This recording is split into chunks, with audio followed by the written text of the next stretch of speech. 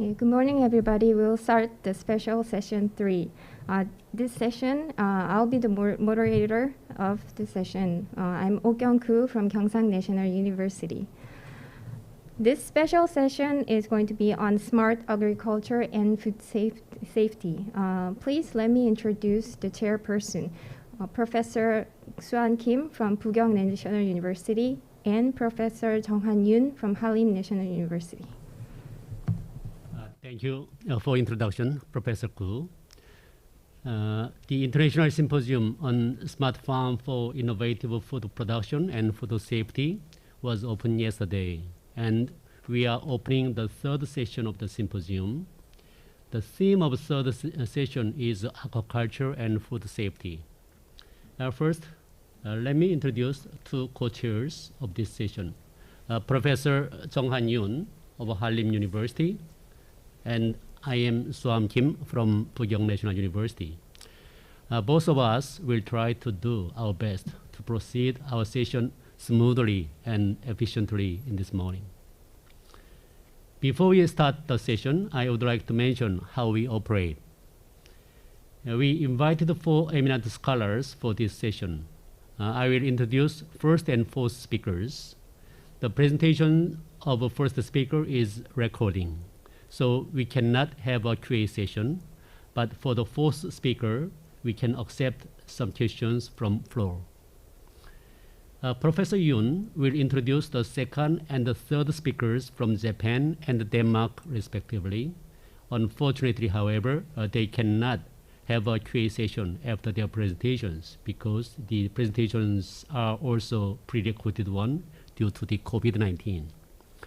Therefore, if you have any questions on their presentations, I suggest you to contact them directly using email.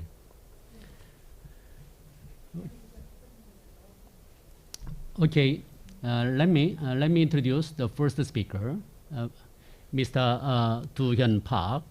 Doohyun Park is a senior officer of a Sustainable Fisheries Program in Worldwide Fund for Nature Korea.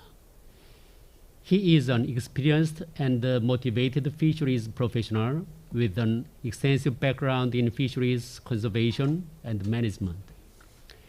He received a master's degree in translating and interpreting of Korean English in Macquarie University, Australia, and got another master's degree in fisheries policy and seafood business management at Pukyong National University. Although he has involved many advisory groups in international fisheries, I would like to introduce his engagement in aquaculture farming fisheries, such as abalone, flatfish, seaweeds, and bivalve fisheries, advising farmers to improve farming practice against the Aquaculture Stewardship Council. The title of his presentation today is Transforming Aquaculture Toward Environmental Sustainability and Social Responsibility, Aquaculture Stewardship Council. Now, let's welcome Mr. Doohyun Park with applause. Thank you for inviting me to the 6th Asian Pacific Symposium on Food and Safety 2021, Post-Corona and Food Safety. I'm Doohyun Park and I'm a senior officer at WWF Korea.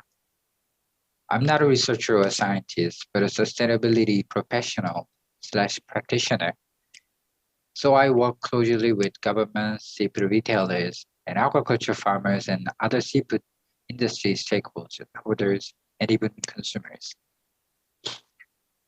So the title of my presentation today is Transforming Aquaculture Towards Environmental Sustainability and Social Responsibility, focusing on Aquaculture Stewardship Council, a third-party certification program. So today, I'm going to talk about how NGOs work with the seafood industry and sustainability certification enabling scheme, which is the Aquaculture Stewardship Council, and how this transforms farm fishery towards environmental sustainability and social responsibility.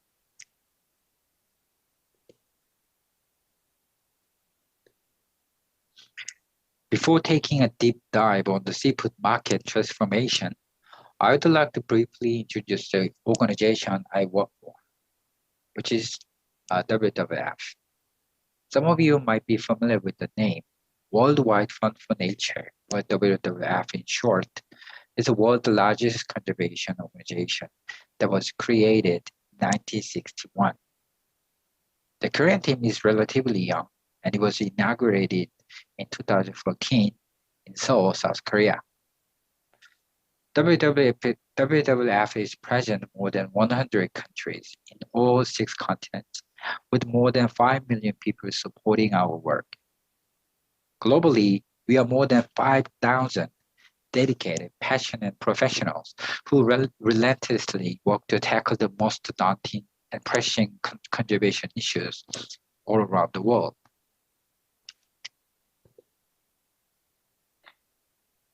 So our work can be summarized in one sentence: to stop the degradation of the planet's natural environment and to build a future in which people live in harmony with nature. So we believe we can achieve our mission before it's too late by conserving the global biodiversity.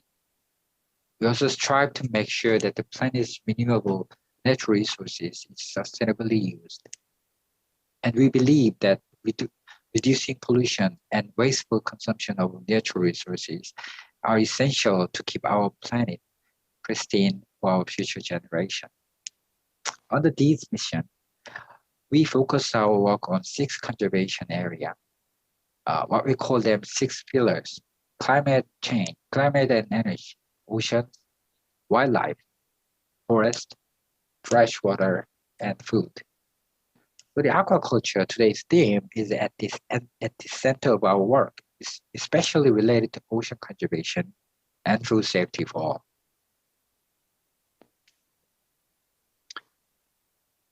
So why does WWF work to conserve oceans and enhance food safety in the realm of aquaculture? That's because the business as usual approach we take as a society is no longer valid to sustain all life on Earth. And one of the greatest challenges the human race has ever faced in the history is us, ourselves, the fast-growing population since the World War II. How fast it is? Simply put, the growth in the world population is the equivalent of adding a new Ethiopia, entire nation, every year. And now scientists estimate by 2100, the world population would reach 11.2 billion, the double of what we were in 1990s. So we have only one planet for our survival, our Earth. But there is an ever-increasing number of mouths to feed. So how can we, or should we solve this problem?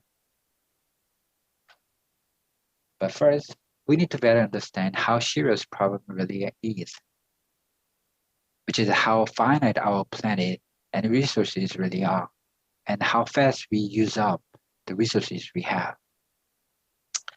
Currently, what we are using up annually amounts to 1.7 Earths can produce. Let me put it this way: the renewable resources that Earth can produce in a year is just like an annual salary we earn. So with this annual salary, you need to feed your entire family, pay the rent and utilities, etc., simply just to survive or sustain your family.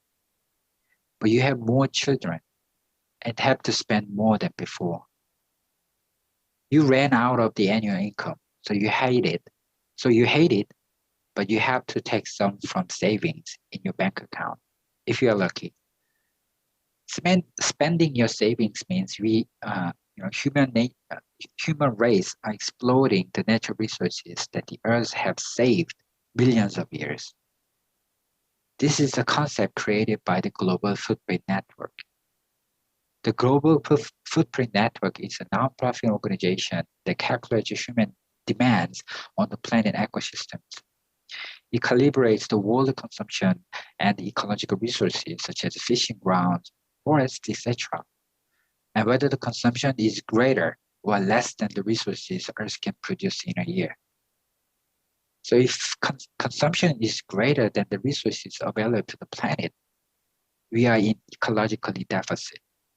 And when consumption is less than the resources available to that population, the Earth is in ecological reserve or surplus. And the world ecological deficit is referred to as global ecological overshoot. Some of you might have heard. Since the 1970s, humanity has been an ecological overshoot with the annual demand on resources exceeding Earth's biocapacity. So today, humanity uses the equivalent of 1.7 Earths to provide resources to be used and absorb the waste. And oceans, which is at the center of our life, consumption and production. Ocean takes up about 70% of the Earth's surface and provides seafood as a primary source of protein to about 3 billion people. But our ocean is in crisis. Our oceans, the Earth's oceanic water supplies more than half the oxygen we breathe and provides food and livelihoods for billions of people around the world. It is also home to an array of the wild species, from tiny plankton to the biggest creatures that ever existed, the blue whale. But our ocean is in crisis. We've already lost half our coral reefs and mangroves, some of the most productive habitat on Earth. And we've pushed many crucial fish stock to the point of collapse, threatening people's livelihoods and food security, and harming other species, including seabirds, turtles, and dolphins. Pollution, from plastics to oil spills to agrochemicals, also harms natural and contaminates food chain. And climate change is making the ocean hotter and more acidic, which will spell disaster if left unchecked. So to feed the ever-increasing global population under this situation, now we are turning our eyes to aquaculture farming. Globally, fish provide more than 3.3 billion people with 20% of their average per capita intake of animal proteins. And in the meantime, fish consumption significantly increased from 5.2 kilograms per capita in 1961 to about 20 kilograms in 2017, and an average annual rate of 2.4%. For countries like Korea, fish is one of the most important protein sources, and at the same time, income sources for millions of people who spend their lives directly or indirectly on the seafood industry. Indeed, over the last 3 decades, the global capture production has increased 14%, but aquaculture production has sharply risen by a whopping 527% in the same period. This was simply because there are more people we feed with fish, and indeed the amount of fish we consume as food source has increased 122% since 1990. In the meantime, 85% of the world's marine stocks are either fully exploited or overfished, driving accelerated growth in the farm seafood industry. With annual revenue in excess of 60 billion US dollars, the aquaculture industry is on the verge of surpassing the total volume of the wild-caught product, as you can see on the screen, which was created by UN Food and Agriculture Organization, FAO. But the rapid expansion of the aquaculture industry has not come without impact. So let's look at these negative impacts.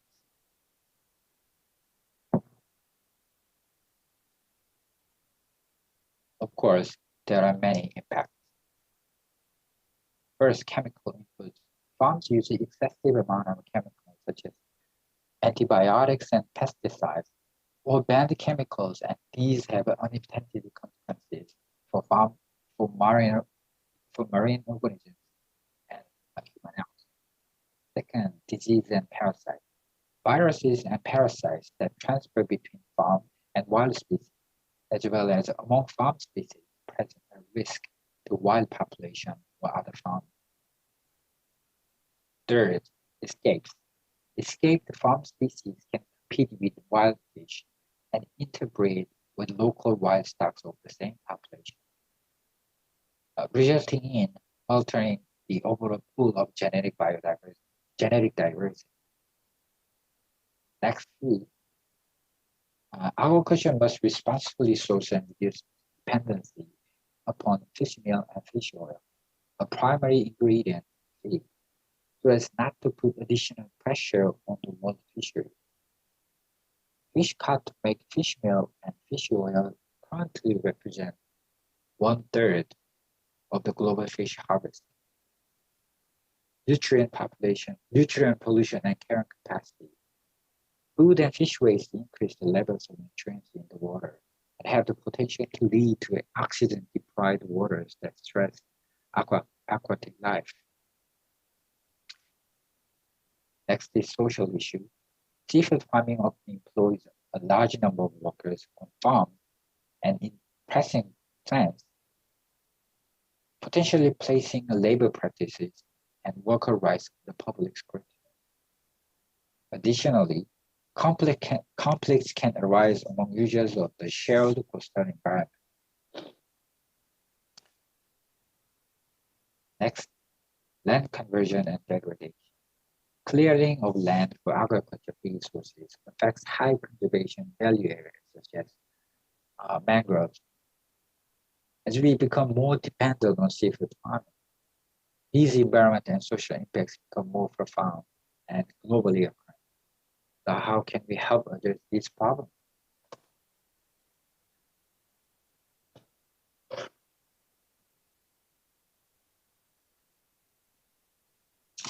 So we found the answers from the market as a bit of as an overview. There are nearly 7 billion consumers and 1.5 billion primary producers are out there.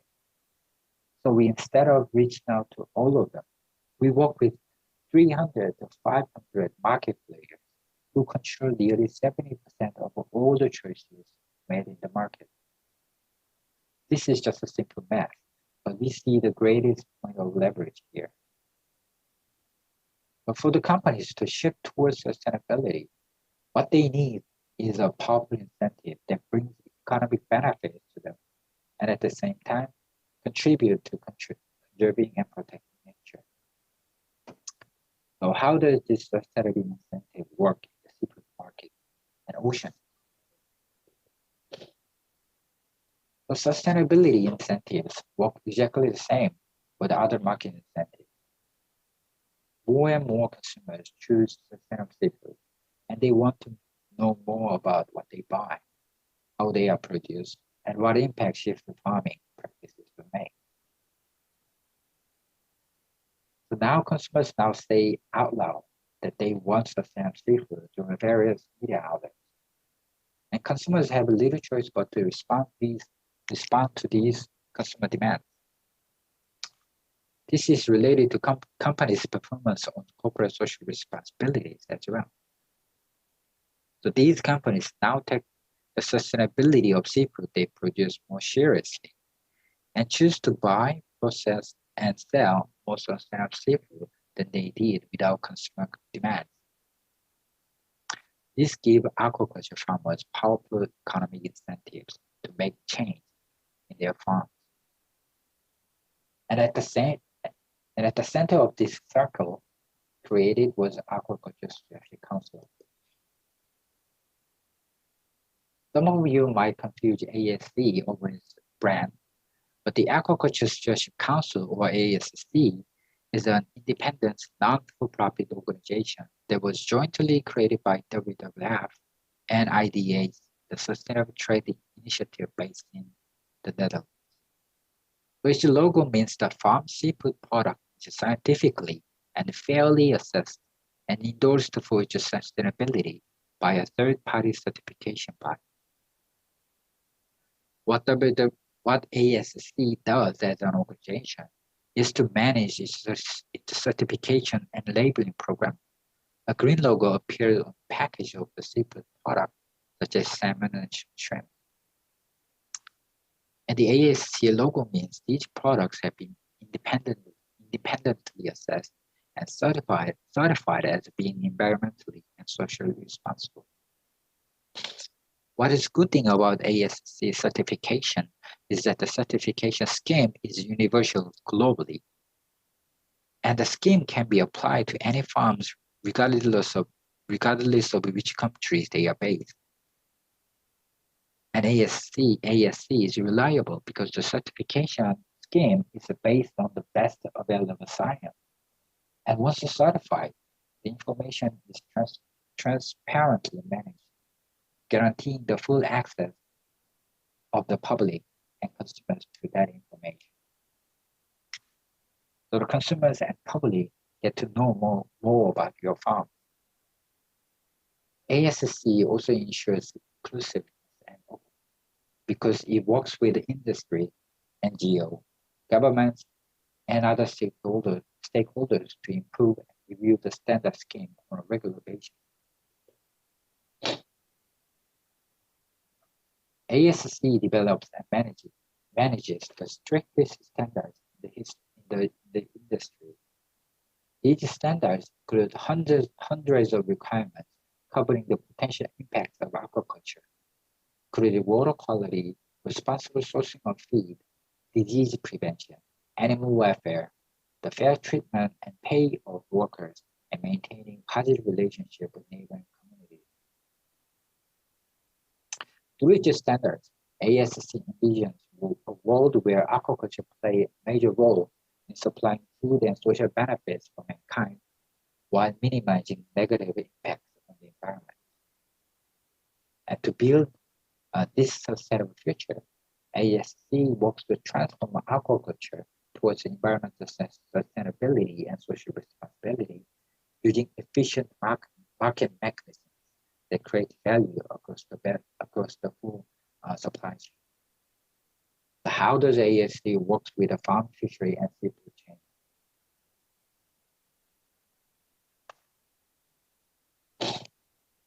So ASC acts in the marketplace to increase the awareness, value, demand, and distribution of ASC certified seafood. As demand grows, there is an incentive for producers to pursue the recognition and reward that ASC certification offers. To get certified, seafood farmers have to go through robust third-party assessment processes that focus on both environmental and social impacts of farming. Environmentally, farms must show that they are actively minimize their impacts on surrounding natural environments. Socially, farms must be a good and conscious neighbor. That means operating their farm in a socially responsible manner, caring for the employees, and working with the local community. The assessment process is transparently managed, where anyone can provide knowledge and input of the farm on the assessment. For companies in the supply chain handling or selling an ASC certified product, they must have a valid chain of custody certificate. This assures consumers and seafood buyers that ASC labeled product comes from a certified responsible farm. The chain of custody standard is a traceability and segregation standard that is applicable to the full supply chain from a certified farm to the product carrying the ASC logo.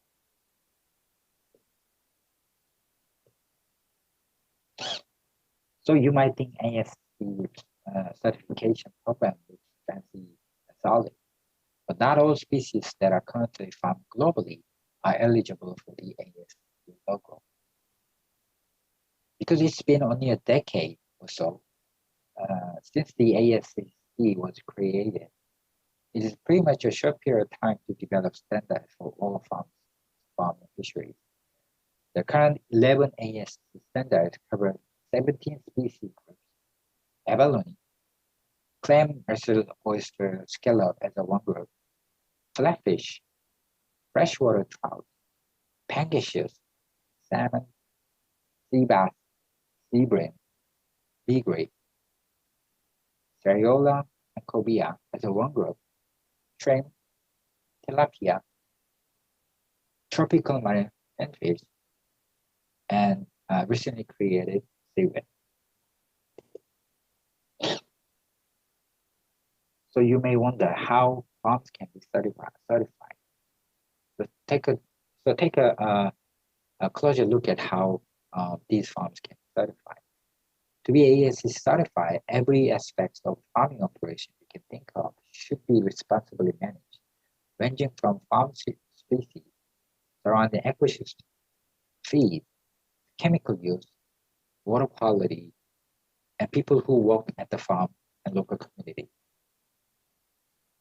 Farms prove that it minimizes impacts on the local ecosystem in a number of ways, such as development and implementation of an impact assessment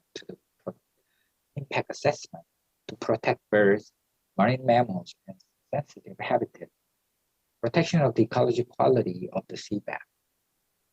Also, farms must minimize the fish escape to an absolute minimum. The use of wild fish as an ingredient for feed should be minimized. ASC certified farms are required to measure various water parameters at regular intervals, and all the chemical substances that are used in operation should be minimized and kept track. Farms are also required to adhere to rigorous requirements to minimize disease outbreaks. Farmers also take labor issues seriously. ASC certification imposes strict requirements based on the core principles of the International Labour Organization, ILO. These include prohibiting the use of child labor or any form of forced labor.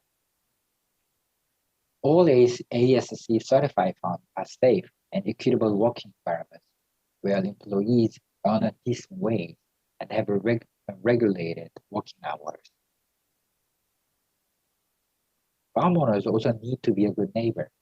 Producers also need to consult local communities, inform them about health risks, and provide access to vital resources.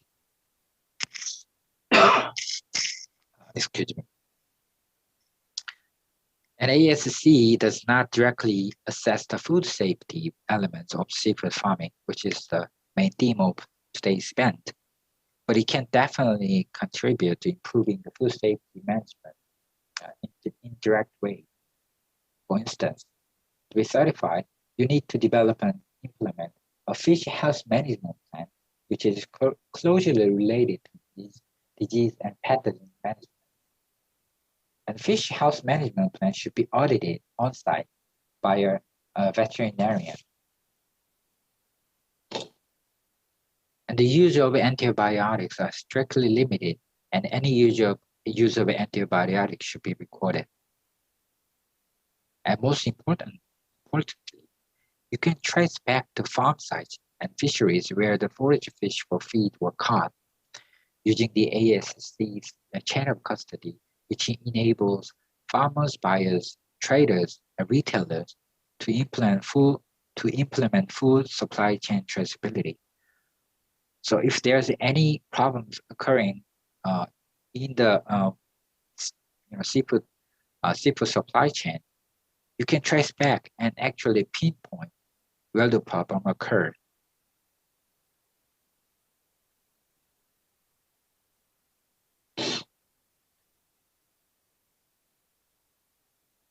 The market presence of ASC. Since its creation in 2010, ASC has grown sharply and expanded globally. And now nearly 32,000 products with the ASC logo on the package are available in 93 countries. As you can see on the map on your left, ASC certified products more popular in developed countries than developing countries such as EU and North America. These countries are mostly export markets to major seafood producers in the Asian region, such as Korea. This means ASC could add new values to seafood products from Asian farms and thus create more market opportunities. So far, salmon and shrimps are about 80% of all ASC certified products, as these two species are those that are globally consumed by most countries.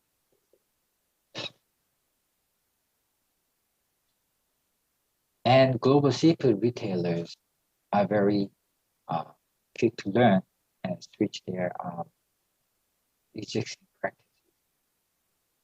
These global seafood retail chains are increasingly adopting sustainable seafood procurement policies as a key tool and instrument to put corporate social responsibility into practice.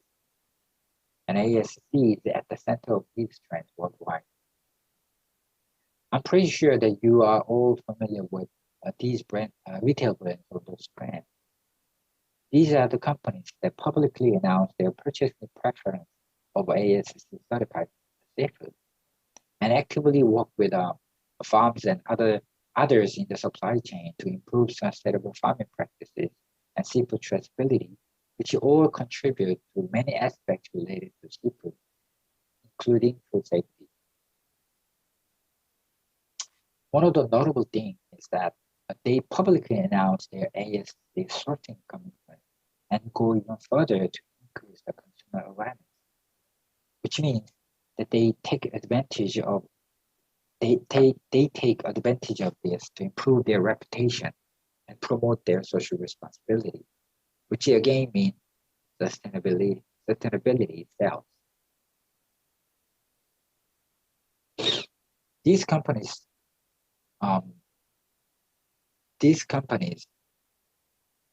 take sustainable seafood commitments really seriously, that they put the timeline on this, such as by 2025 or 2030, they are committed to switching 100% or less of all seafood they source and sell towards ASC or other sustainable seafood.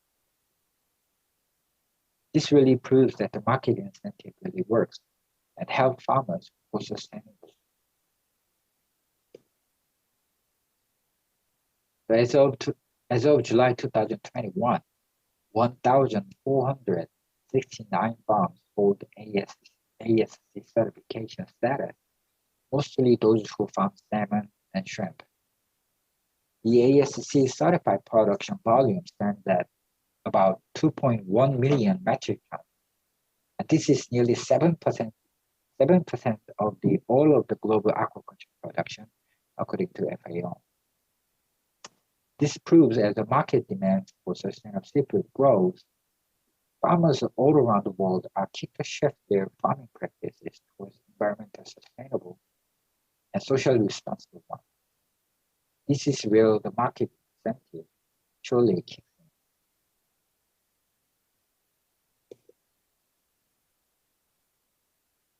in. ASC has also proven to be well received by farmers.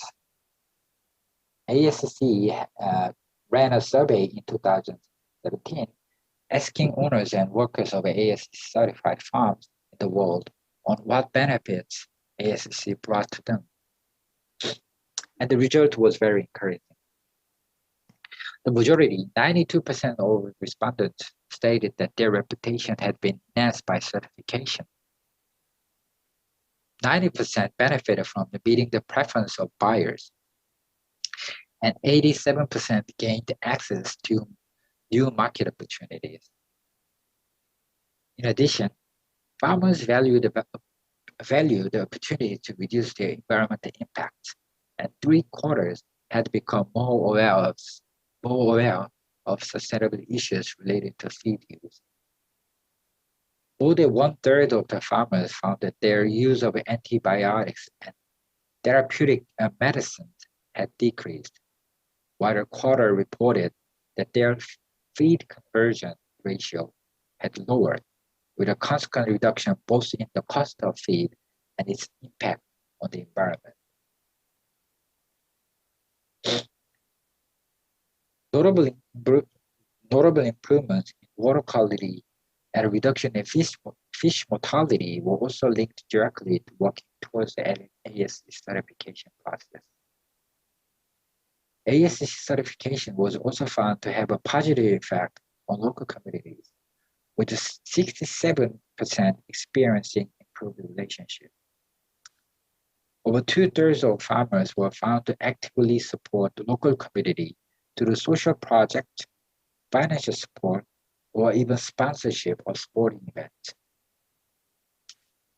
For others in the program, the defining of formal channels of communication with the communities and workers was a definite benefit.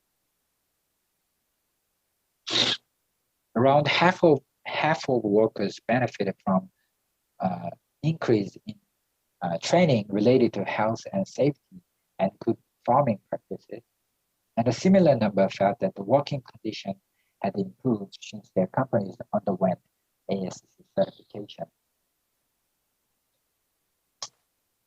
Just over 1/3 of employers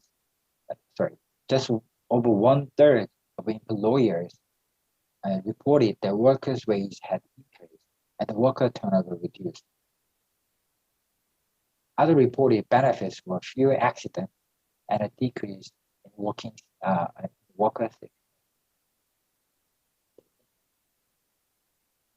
So to wrap up, I'd like to reiterate why we need ASC to ensure sustainable future.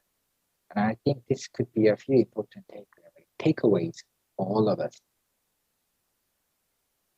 Our ocean generates renewable but finite resources, and our ocean is in crisis.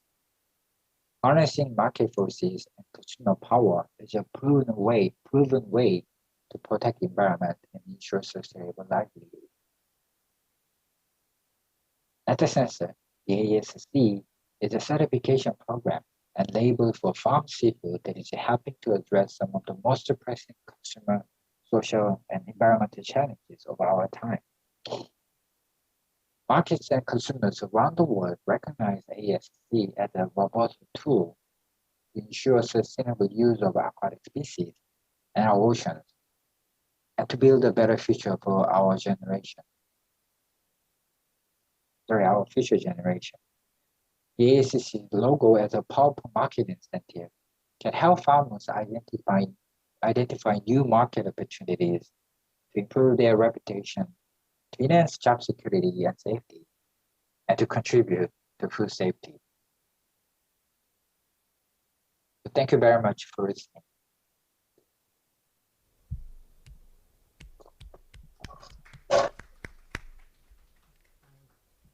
Good morning, ladies and gentlemen. I'm going to chair next two speakers, and I'm Doohyun from Hallym University, and honored to co-chair session 3 entitled Smart-Aquaculture and Food Safety. We are a little bit behind the schedule, so we needed to speed up. Our next speaker is Dr. Koji Yamamoto, General Manager Japan of Aquaculture Stewardship Council, or ASC. Dr. Koji received marine biology degree from Bangor University and aquaculture master degree from James Cook University. Prior to joining ASC, he had worked as an aquaculture officer for FAO and the network of aquaculture center in Asia Pacific to implement the sustainable aquaculture development project. He also took part in developing FAO, the technical guidelines on aquaculture certification, which was published in 2011. Since 2017, he has been working as General Manager of ASC Japan, to promote environmentally sustainable and socially responsible aquaculture in Japan.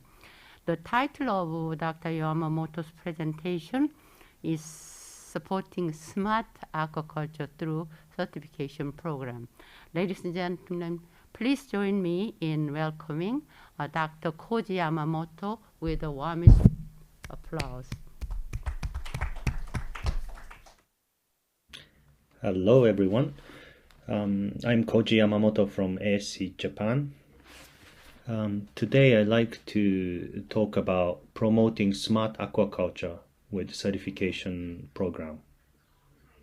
And first of all, I'd like to define the term smart aquaculture because it could mean many things and could mean application of latest technology to produce product in an efficient way, for example. But here I'd like to use this term as the aquaculture that takes good care of environment and social aspects. This is the graph showing the global supply of seafood, and as you can see here, now the capture fishery has been sort of stagnated for past 2 decades or so, and aquaculture rapidly growing, and this trend is projected to continue into the future as the population grows and demand for the seafood grows. So the aquaculture has a lot of potential and hope to fill this demand-supply gap. But also there are a number of challenges that aquaculture development faces. For example, environmental sustainability, social responsibility, and of course, economic viability. So it is very important for industry, aquaculture industry, to be sustainable, continuing to the future, at the same time making sure that providing variable nutrients, fish, to the people.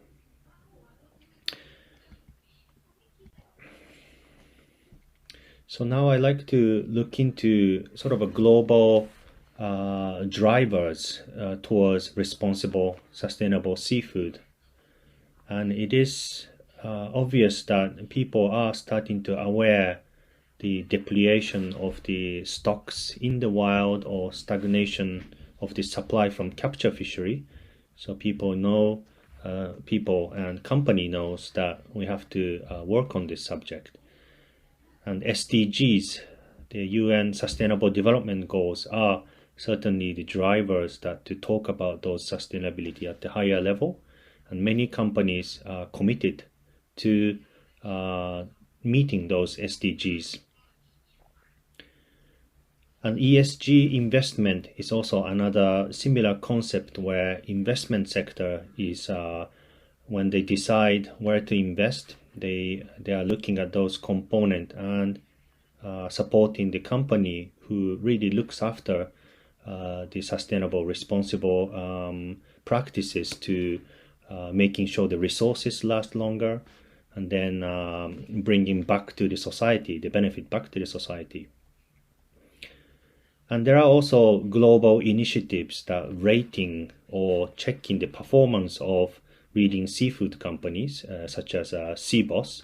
There are a number of top seafood companies coming together to sort of help each other, creating the platform to improve the sustainability of the industry together.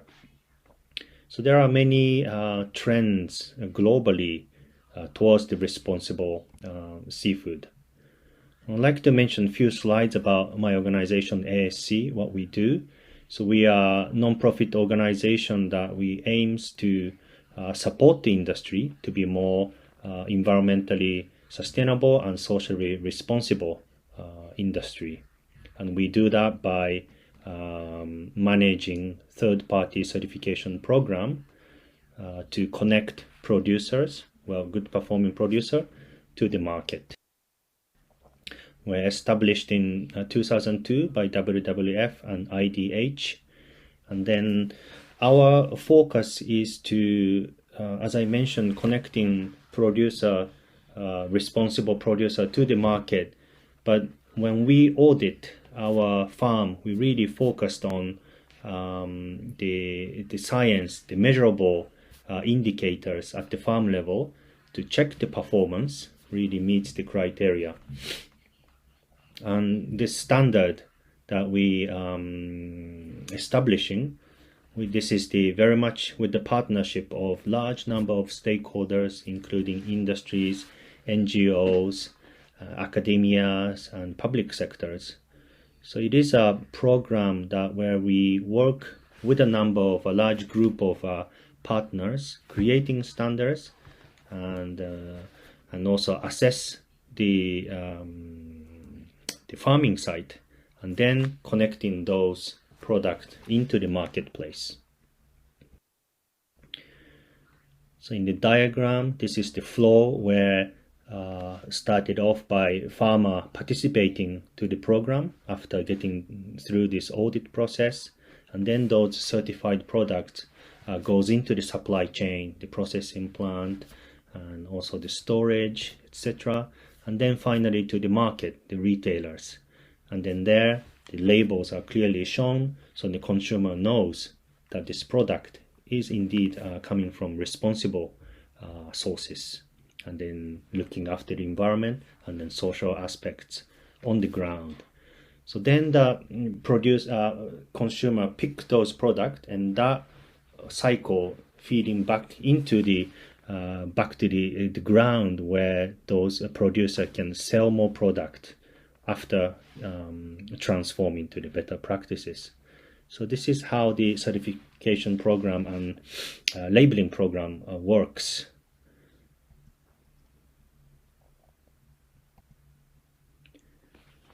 Just a few data about how ASC is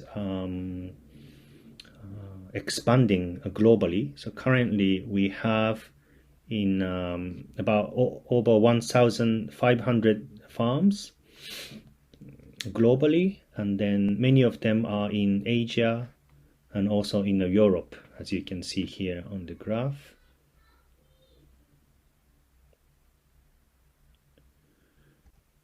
And looking at the product size, we have about close to 20,000 products globally, and Europe is the largest market for ASC labeled products, followed by Asia.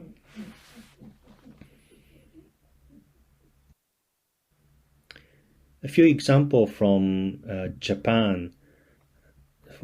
In Japan, we have large retailers such as Aeon, Cooperative, and 7-Eleven. Those are retail giants. They all committed for sourcing and selling responsible seafood products.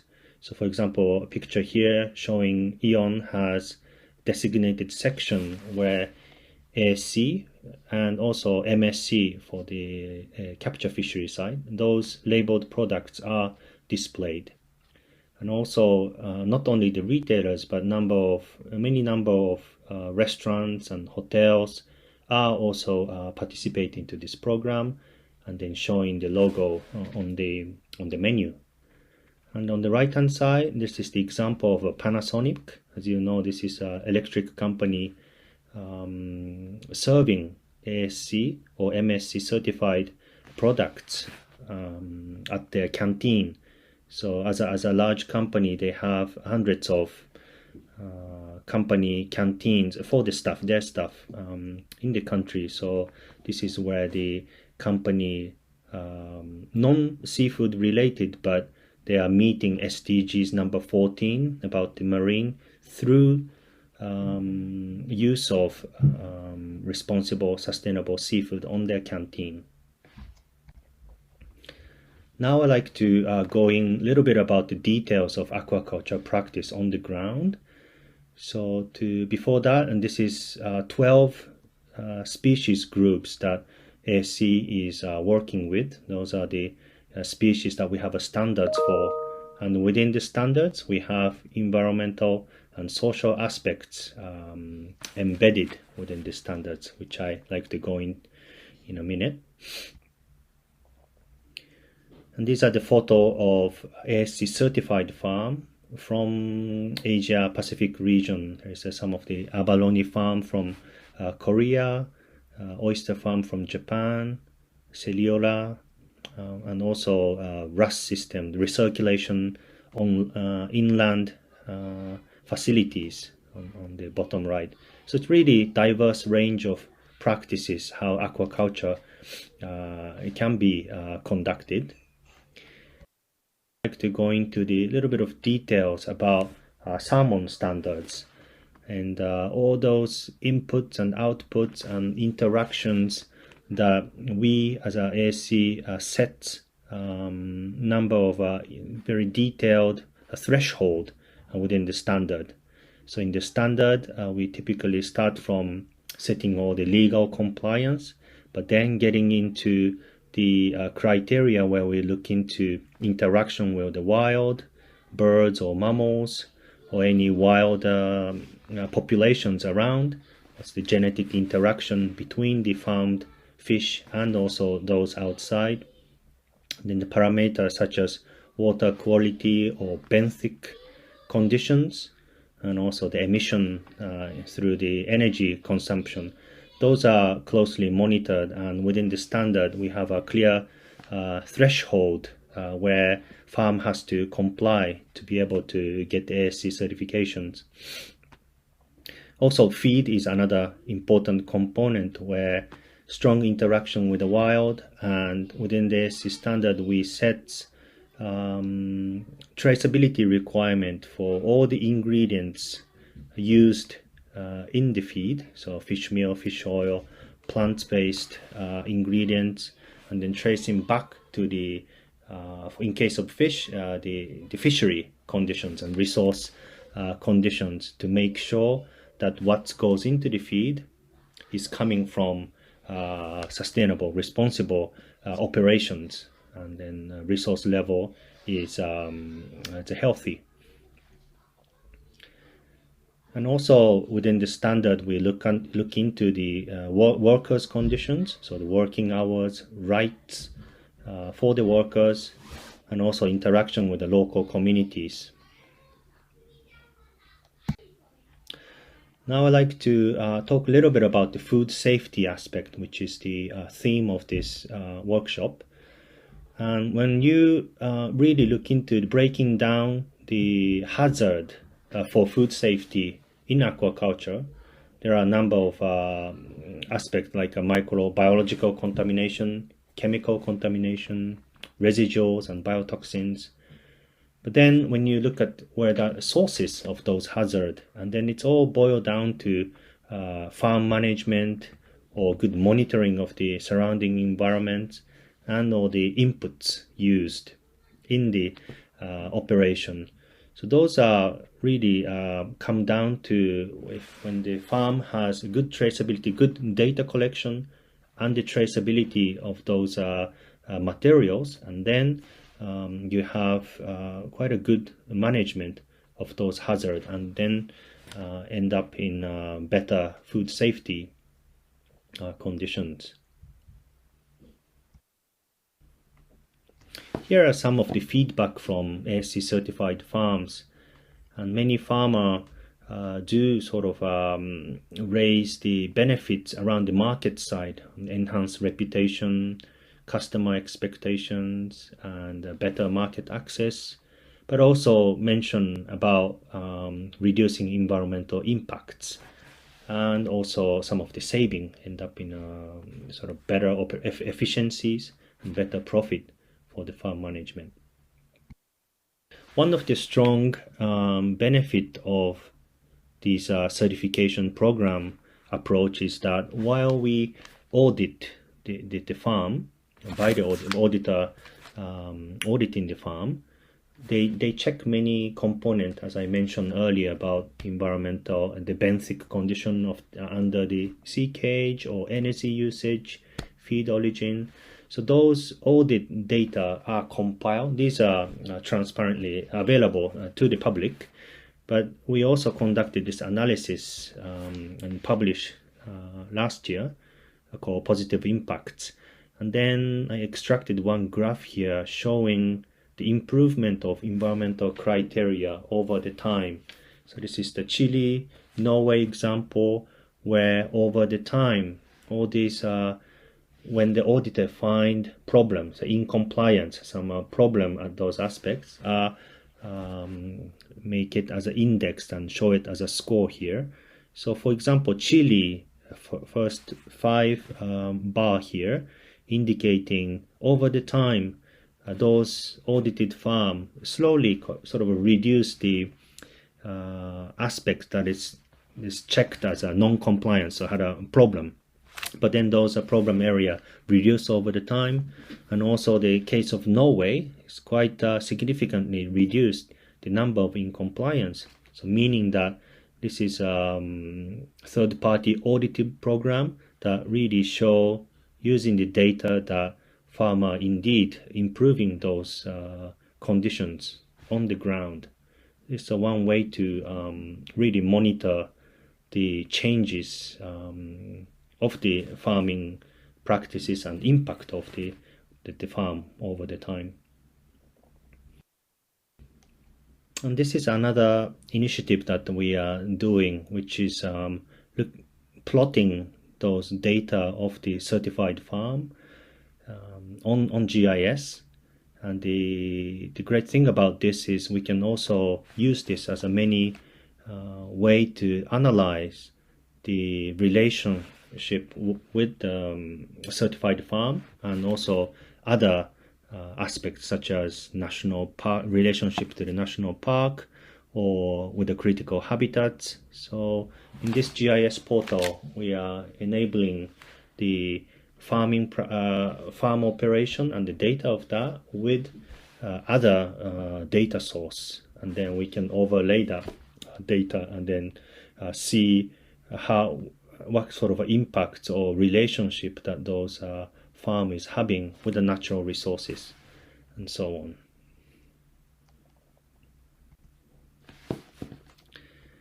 The last few slides, I'd like to talk about sort of stepping back and then looking at sustainable, responsible seafood through those smart aquaculture. Is in one side, like ASC certified farm, it's certainly those well-performing group, but there are ranges of seafood coming from ranges of operation, and some of them is somewhat in the middle. They are trying to improve for the environment and socially responsible products through improvement program. But there are also some seafood, unfortunately, somewhat illegal or should be avoided, such as IUU or endangered species. So globally, really a big seafood sector that starting to show those clear improvement and sort of assurance that certain product is indeed come from the good practices. But still, as this pie chart shows, through this certification and rating program, majority of the seafood is unfortunately not yet assessed, or we don't have much data about.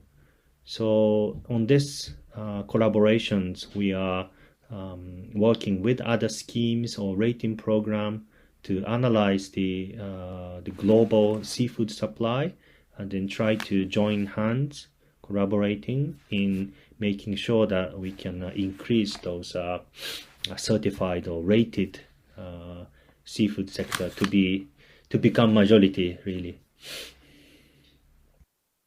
So as a summary, smart aquaculture ensures environmental sustainability and social responsibility.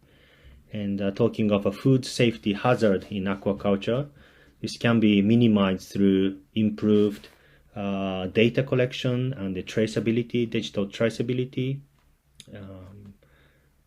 and looking at those key sustainability performance data. And the monitoring and evaluation of those data can demonstrate what happened on the ground, the positive changes at the production site, but also use as an indication for further improvement, identifying the place for further improvement. Thank you very much. Thank you very much, Dr. Yamamoto, for very informative presentation. Unfortunately, due to the current COVID-19 pandemic, Dr. Yamamoto could not come to Jeju Island in person. So please understand that we don't have a Q&A session for his presentation. So I would like to move on to the next presentation. Our third speaker this morning is Dr. Jesper Heldbo, aquaculture expert, strategic advisor at the OxyGuard International, Denmark. After receiving an industrial PhD from the Danish Academy for the Technical Science and the Danish Technical University, Dr. Heldbo started his career as a scientist at the Fisheries Laboratory of the Ministry of Fisheries in Denmark. From 1996 to 2004, he was the senior counselor at the Department of Environment and Resources at the Nordic Council of Ministers with responsibilities for fishery and aquaculture. During this period, for 5 years, he was the CEO for Metcon Consulting Engineers and Planners Ltd, constructing seafood processing plants and equipment. He also took an interim position at the acting head of science program at the International Council for the Exploration of the Seas. Since 2005, he has held the position as General Secretary for the Danish Business Associate AquaCircle. The title of Dr. Heldbo's lecture this morning is Easy Gains with which when upgrading to digital monitoring and production management.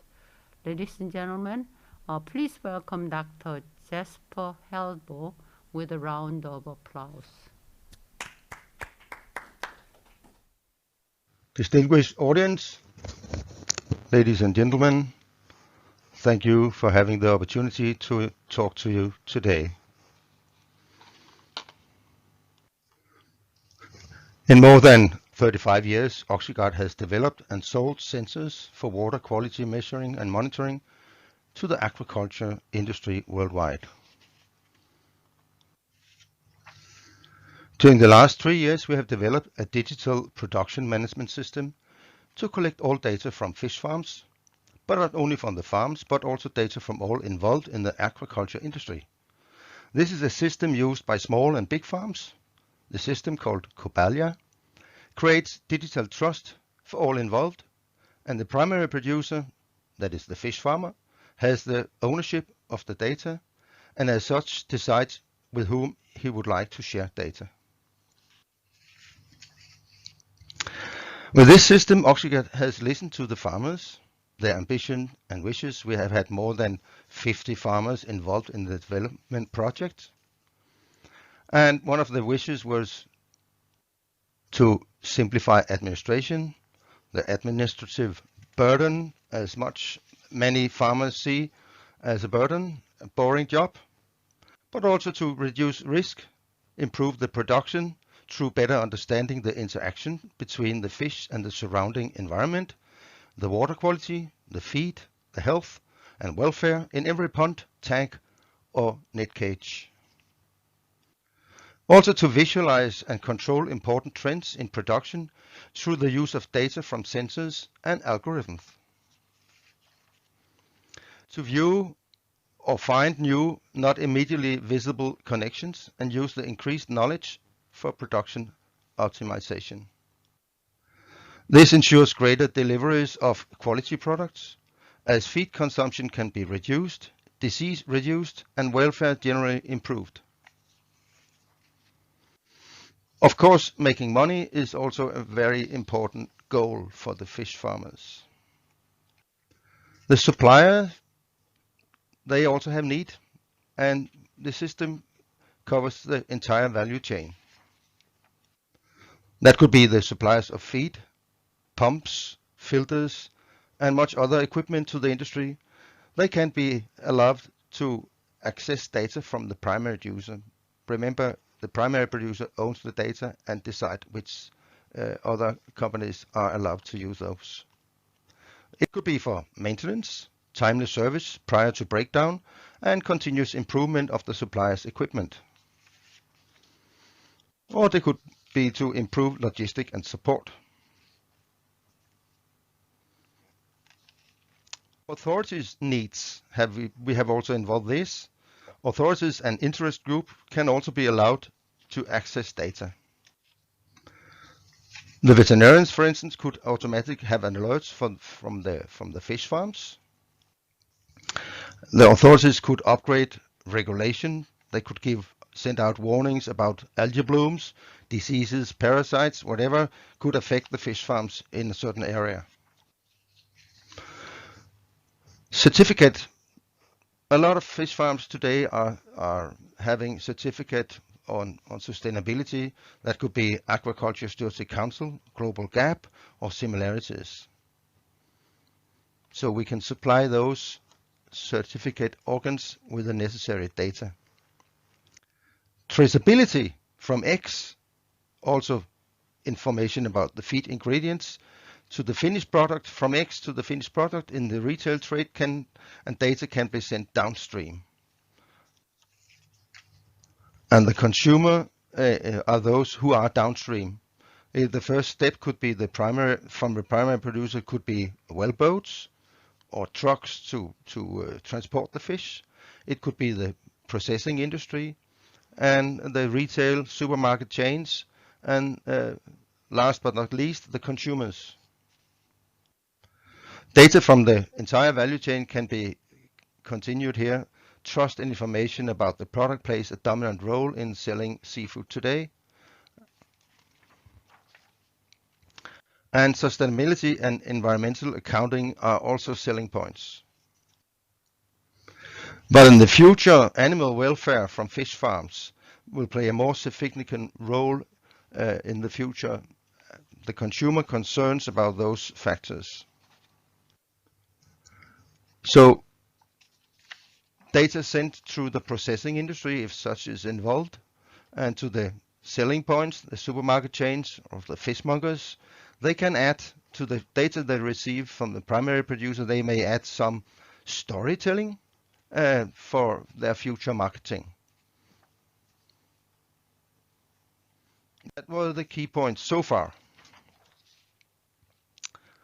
Using a digitized management system, what does Cobalia primarily offer the primary producers today? As already mentioned, reduced time for administration, boring work, so to say, digital management of tasks and employees, benchmarking with other facilities in the same concern or group or other producers, online production management of the digital farm, full control over data, and increased trust in products through traceability and transparency. Also reduced production cost, improved feed conversion, and reduced mortality. If you follow your fish through the growing period, you will have data for all stages in the life of the fish or shrimp. Automatic generation of reports, for example, to the authorities, to the certification bodies, or to the process industry that can follow the fish. So the process industry knows exactly what kind of conditions the fish has been growing under. So information can be passed downstream or used to promote local product or brand. The primary producer has, as mentioned and emphasized a couple of times already, the full control over their own data. So here I have a fisherman. He's happy because he's starting to use Cobalier. When he starts using Cobalier, he can design his own farm. It could be for land-based or marine farming, or for transportation purposes by wellboat or by truck. The farmer can select component, tanks, net cages, filters, pump, etc. from a list. And finally, he can specify if and with whom he wants to share the data. It could be the veterinarians, the authorities, the feed manufacturers, the equipment supplier, and so on. But he could also ask OxyGuard to design his farm according to drawings he sent to us.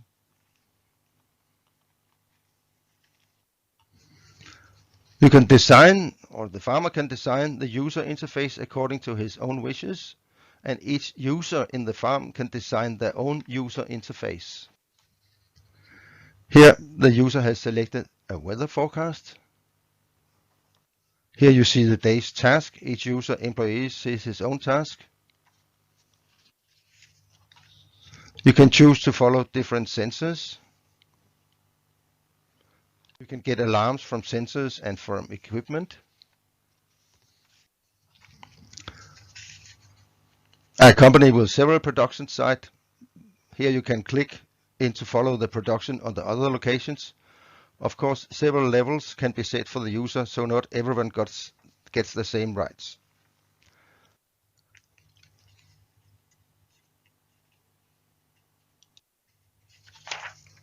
Here's a full picture of the facility in this example. Whether you have assembled the plan yourself or you had it designed by OxyGuard, then it gives a sensible and clear insight into your production plant. You can have an overview of all your equipment. You can even go down to see details about the equipment. You could have a view of the feed status. How much do you have in your storage, or how much has been used to different size of fish, different tanks, net cages. You can have all this information shown as a graph, or you can have a picture if you like that, so you can compare from batch to batch. Just an example.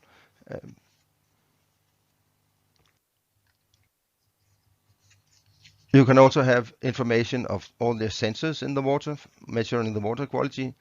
This is from a sensor measuring dissolved oxygen, and it seems to be rather stable. That's what we like, a high concentration of oxygen in the water for the fish or the shrimp. Reports of any kind are generated automatically and according to your wishes and needs. This is just an example of biomass overview divided by fish size. Here are several reports options. We take a closer look at the batch history for a tank or a production process. Let's see here. This is the batch history. Of course, you grade the fish as they grow, and you mix fish of same size from different batches, but we keep the data from every fish or from every batch all the way from the hatching to the harvest. Registration can of course be presented by type. That could be dead fish or feeding or feed waste, or feedstock divided into pill sizes and suppliers, etc., etc. The fish may die, just to take an example, of various causes, and we can register what we call jumpers, fish that jumps out of the tank or the net cage, fish that has been damaged through, let's say, grading, early maturing fishes, diseases, and other causes of death. Here's an overview of today's task for the employees in a company. Every employee can then have a picture of what he is supposed to work with this day. And of course, this is almost self-explanation. It could also be about some other things that feed, and it could give the feed supplier. The farmer could give the feed supplier access to some of his data, then allowing him to look when they need to fill up the feed, and he can stop by and fill up, and thus he can improve his logistic. Traceability. Cobalia uses QR codes and or radio frequency identification cards for the in-farm identification. You can read these codes with a smartphone and get information about the content in a tub or a tank, a feed silo, or get today's task for the place in questions. So whenever an employee is in front of this tank, he scans the code and he will know exactly what he is supposed to do today. Grate the fish, feed the fish, clean the tank, whatever it is. And the last picture on this slide is a retail product. In this case, it looks like a salmon. It could be a trout, I don't know. But the data from the primary producer has been delivered to the processing plant, and they add what they need to add, temperature, storage life, and so on. And eventually the supermarket chain may add the local story, whatever they like, and all can be read on the QR code from the hatch of the eggs in the fish or shrimp and all the way to the refrigerator at the selling point. Of course, we have apps for Android and iOS, which enable you or the staff to see the task, to have alarms, to register things that do not be sent digital to the system, such as the number of dead fish, the kilo of fish used for hand feeding, and so on.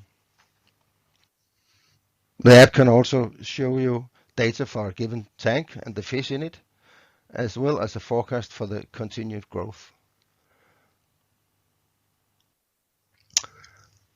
The United Nations Food and Agriculture Organization, FAO, made a statement in September this year looking into the population growth on this planet, and they said that today animal protein from seafood is 70% of the total consumption of animal protein. But with a growing population, we will in 2050, that is in 30 years, need 70% from seafood because there will be less water, less area available for agriculture. So, and as most of the fish stocks in the world oceans are already fished to full sustainability, even though are even overexploited, aquaculture will play a very important role in supplying food for the growing population on this planet. Thank you very much for your time. Let's keep in touch and have a nice day in Jeju Island.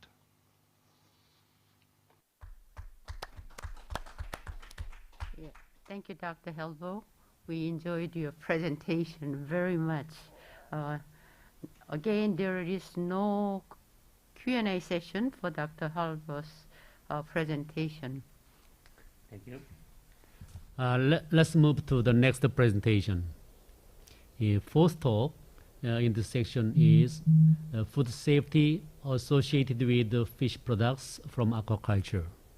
And the speaker is Professor Seunghyung Lee of Pukyong National University.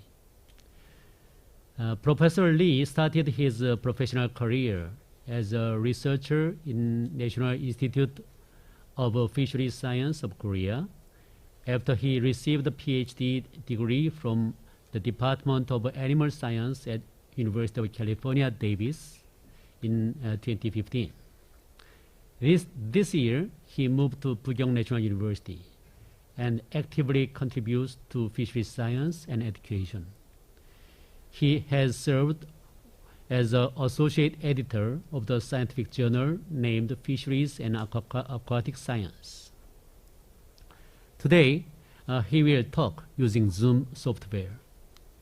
After his talk, we can accept some questions from audience, and he will answer us online. Professor Lee, are you ready to talk?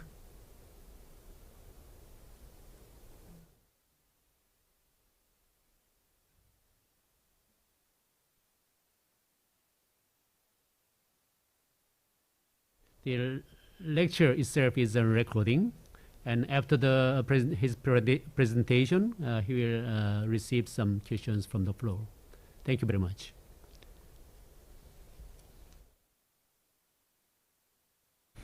Hello, my name is Seunghyung Lee. I'm assistant professor working in the Department of Marine Biomaterials and Aquaculture in Pukyong National University. First of all, it is my great honor to give a presentation in this prestigious international conference. So today I'm going to introduce my research work on food safety associated with fish products from aquaculture. For those who are not familiar with main feature of aquaculture industry, please let me briefly explain about it. So these figures shows how the fishes are efficient enough for utilization of fish compared to the land animals. So the number given for each animal indicates how much feed is needed to produce 1 kilogram of animal. So for example, the 8 kilogram of feed is needed to have 1 kilogram of cow, whereas we only need 1 kilogram of feed to produce 1 kilogram of salmon. But this number may vary depending on fish species. So one of the most produced fish in Korea is a liver flounder. So in Korean, nopchi, also called gwangeo, generally requires 1.2 kilogram of feed to produce 1 kilogram of flounder. There are quite unique mechanisms underlying such a high feed utilization efficiency. So first, in general, fishes are monotelic animals who excrete ammonia, which is a waste of protein metabolism. So this saves the energy to convert ammonia to urea, which many land animals do. Second, fishes have a unique organ called the swim bladder. So to control, which control buoyancy, which easily overcomes gravity. And third, fishes are ectoderm, also called cold-blooded animals. So this means in comparison to the warm-blooded animals, that fishes do not have to spend a lot of energy to maintain a constant temperature.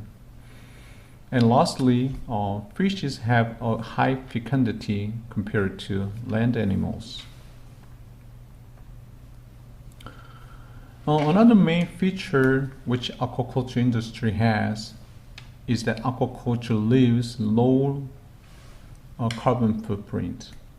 So we are well aware of effects of climate change. So aquaculture industry may provide some solution to this issue. And it has been known that aquaculture uses a smaller land space to produce 100 grams of proteins in comparison to the culture for the land animals.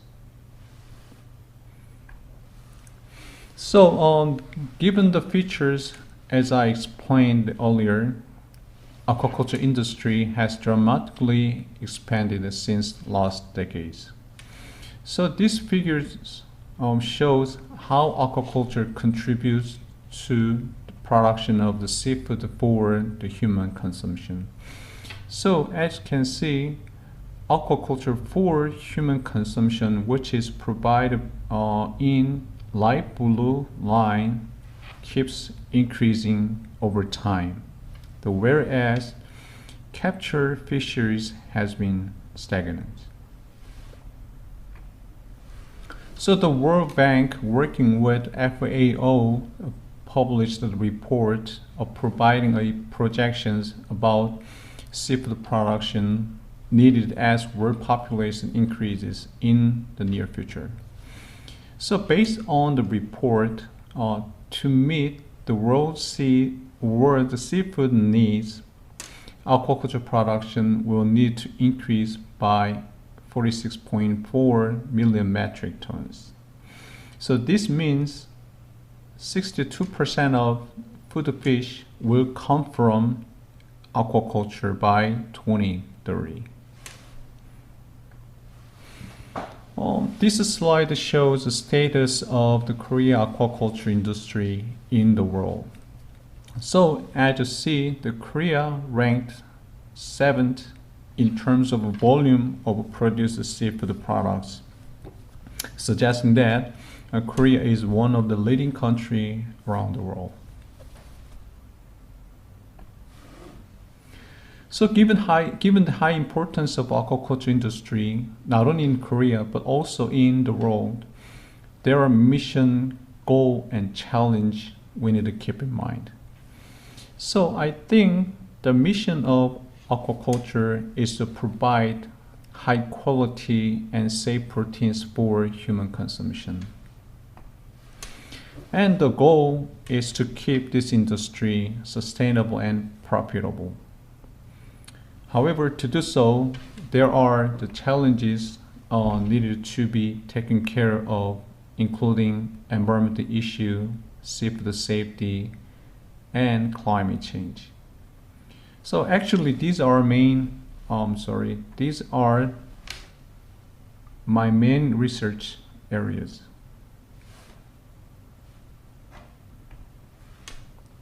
So please let me briefly talk about the current challenge what our Korea aquaculture industry faces.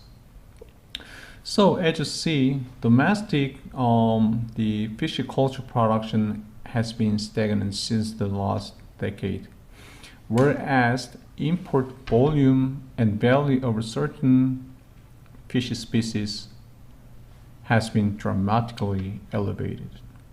So this could bring the weakness of the competitiveness of domestic aquaculture. And due to high aquaculture activities and industrialization around the shoreline of the Korean peninsula, water quality has been deteriorated, eventually leading to disease outbreaks in cultured fishes. And more importantly, seafood safety issue is considered the highest priority by Korean consumers based on the survey. So as you have already experienced, when the certain seafood issue was raised, for example, mercury exposure and aflatoxin contamination, overall seafood consumption was affected by those issues. And lastly, climate change has negatively influenced the aquaculture industry. For example, high mortality due to high water temperature associated with unexpected high atmospheric temperature during summer season. So among the challenges, I'm going to talk about food safety issues associated with aquaculture. So here is a slide showing how the safety of cultured fishes are being secured through the administrative activities in Korea. So I can say there are three major steps. So the first step is to secure feed quality. And the second step is to secure seafood safety on farm site. And the last step is to secure seafood safety on sale for consumers. So these are the relevant ministries involved in each step. So let's go into the detail how feed quality is being secured. So by law, all registered aqua feeds in local governments must be inspected through the steps given in this slide.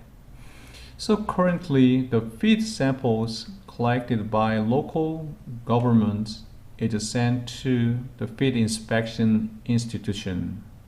So especially for aqua feed, National Institute of Fisheries Science does do this job. And here are 87 items for aquafeed inspection to secure feed quality and safety. So including proximate composition and mineral, heavy metals, the fungal toxins, pesticide, antibiotics, and etc. Unfortunately, farm-made feeds, which is not produced by feed companies, also called moisture pellet, made of raw fish, are not under control by law. So as you see the figure, the volume of the moisture pellet used for aquaculture is way greater than the extruded pellet feeds produced by feed companies. So this strongly suggests that there is a potential risk for the safety associated with this issue, which should be addressed. From now on, I'm going to briefly introduce my research work. So we are well aware of the seriousness of the mercury contamination in seafoods.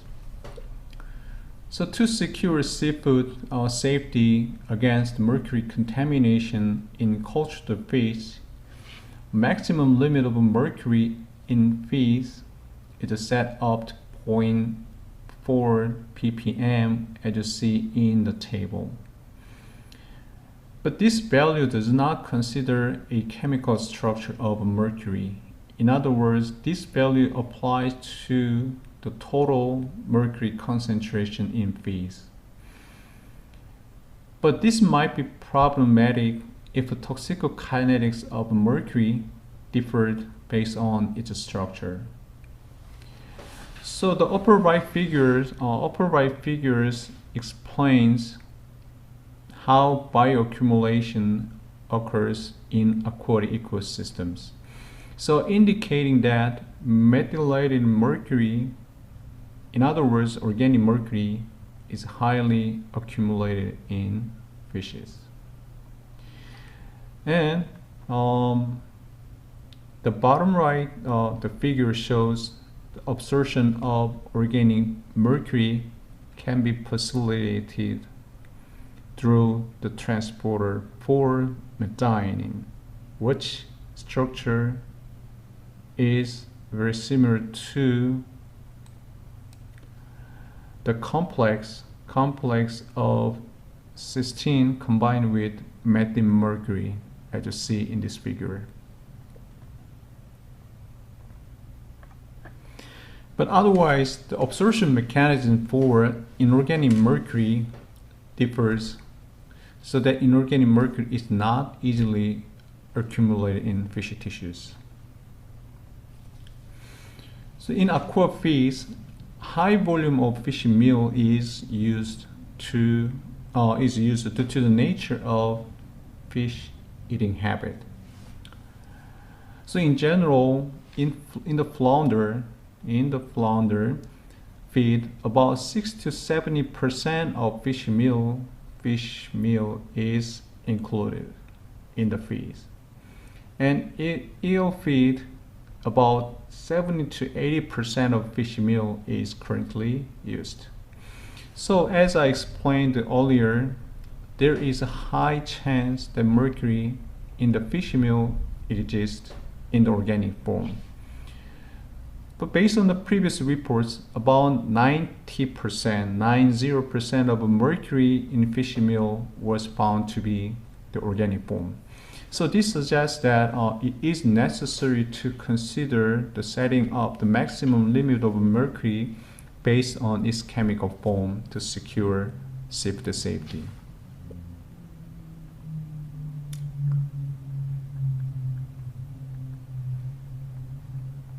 So here are the findings showing the significant difference in toxicokinetics of mercury based on its chemical structure.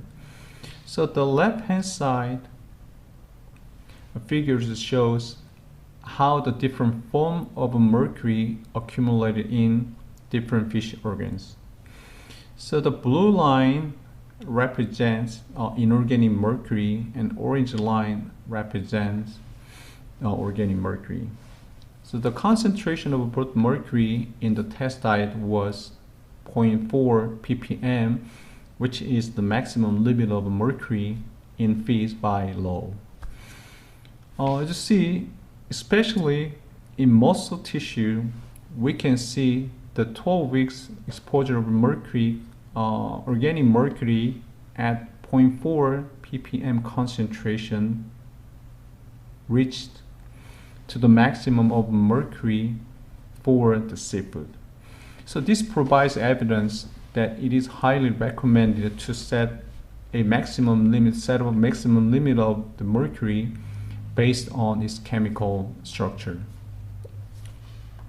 And these figures shows that organic, the mercury had more negative impacts on fish health than inorganic mercury. Besides different toxicokinetics of mercury based on its chemical structure, also preventive effects of vitamin E and selenomethionine on mercury toxicity were studied in the flounder. I was not involved in this study, but I conducted the similar studies for other heavy metals. But anyway, the results were shown that the bioaccumulation of mercury was prohibited by addition of vitamin E along with selenomethionine. So this provides insights for future studies to secure safety associated with heavy metal contamination.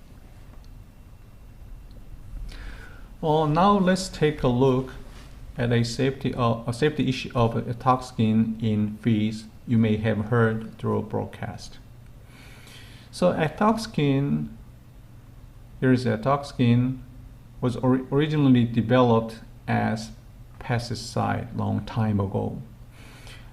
However, somehow atoxin has been widely used as antioxidant in fish. But due to some safety issue, the maximum limit had been set in Korea up to 300 ppm until it changed to 20 ppm recently. Because there is a high concentration of polyunsaturated fatty acid in fish meal, antioxidants such as atoxin should be used during shipping for prevention of a fire. So this leads to high concentration in fish meal, which is common ingredient for aquafish. Due to the safety issue a few years ago, EU had to stop the use of atoxin in aquafish. So following this, KFDA had strengthened the regulation for atoxin in seafoods. So during the process of the setting up the strong regulation, this unique circumstance in which aquafish contain high atoxin, as I just mentioned, was not fully considered at the time. So eventually in some farms, the atoxin level in cultured fishes was over the limit. Then shipping was stopped due to the violations. So this resulted in the significant economic loss for the fish farmers. So to solve this issue, many efforts had been made in different areas, including government agencies, feed companies, and fish farmers. Now, at the time, I was working in the Aquafish Research Center in National Institute of Fisheries Science. So my job was to elucidate toxicokinetics of atoxin in culture the fishes. So this later provides some scientific evidence for setting up a new regulation for maximum limit of ectoxin from 300 ppm down to 20 ppm. So here are some results, but please understand that I cannot show clear image of the results due to they are not published yet. So here is the last part of my research topic for today, which is about animal welfare. Because culturing fishes in happy environments is closely related to seafood quality and safety. So you may have heard about accelerated growing conditions can cause hearing problem for cultured fishes. So the accelerated growing conditions can be made through unsound feeding management like overfeeding. So in my study, the main interest was whether the feed amounts was correlated with immunity in the cultured fishes, which was olive flounder tested in my study. So, as expected, the large amount of feed, in other words, overfeeding, increased production. But we can see the production did not increase after 10% feeding. But surprisingly, some immune-related gene expression was down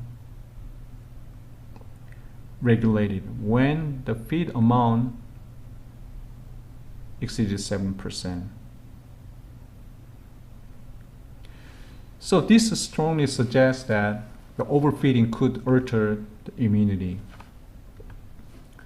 So following the study, another study was carried out to have a global picture of effects of overfeeding through the transcriptomic analysis. So this table tells us how the overfeeding negatively influenced the physiological performance of the overfed fishes. So when the value is smaller than 50%, this indicates overfeeding had more negative impact. So as you see, the overfeeding had a significant negative impacts in various tissues. And interestingly, through the meta-core analysis, it was revealed that the overfeeding caused the type 2 diabetes. So in conclusion, the sound feeding management plan should be practiced for animal welfare as well as for seafood quality and safety. So this is all I have for my presentations. So I very appreciate listening to my presentation. Thank you.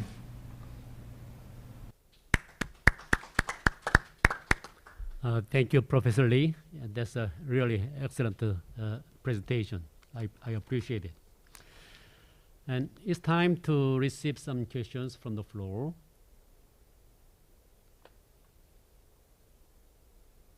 Anybody can raise a question? Then maybe I have one question. One of the big issues in aquaculture, as you know, that is the environmental pollution in coastal area. And to avoid such a crisis, a problem, environmental problem, I think there are two directions. One is establish a RAS system on land or move to the offshore farming. In Korea, as I understand, it is kind of the beginning stage. But What is the situation and future prospect on this movement? Do you have any idea? Thank you for the question. As if you are familiar with the aquaculture, you may heard about we are trying to develop the RAS system for seawater fishes. Actually, the RAS system for the freshwater culture species are well developed, but somehow water quality differences between the freshwater and seawater, there is some difficulty to develop the RAS system for seawater culture fishes. But we are in progress. So as you mentioned, it's really important to have this RAS system for the seawater fishes to secure the water quality or to prevent the water pollution in sea. Yes, it's true. And also other scientists are working on developing the culture system for an in offshore. But in our the situation, you know, the country, Korea country is located in certain the area or locations. That means we have many the weather events like a typhoon. So it might be difficult to have some offshore the sea cage culture system, but it is also important to develop such a system. It's also in other countries like the US, in Norway, they do have some the offshore the culture system as well. Thank you very much. I have a question, very short question. You mentioned overfeeding has a negative impact on fish such as diabetes. What I would like to know is whether fish get obese if you provided feed with a high density of fat or protein, like, you know, nutrients. That is, yes, if so, that is detrimental to fish. That might be true, but actually in cultured fish, as long as I know, we don't have much information on whether high density of lipids in the diet could cause diabetes or not. But in zebrafish, there is some studies showing that high density or high lipid diets cause such a fatty liver disease. It's called non-alcoholic fatty liver disease. It's also related to the disease problem like type 2 diabetes. So that is a really good question. I'm also interested in doing some research in the future whether high lipid diet could cause such a bad effects in cultured fish or not. Very interesting. Thank you. Thank you. Thank you. And any other questions? If none, I think it's time to stop. And I really appreciate your wonderful lecture, Professor Lee. I'm giving my mic to Professor Koo. Okay, we will now close this. We will now close the special session. We thank you all the presenters for a great talk, and also please give a big applause for the chairman. Yeah. And thanks again for joining.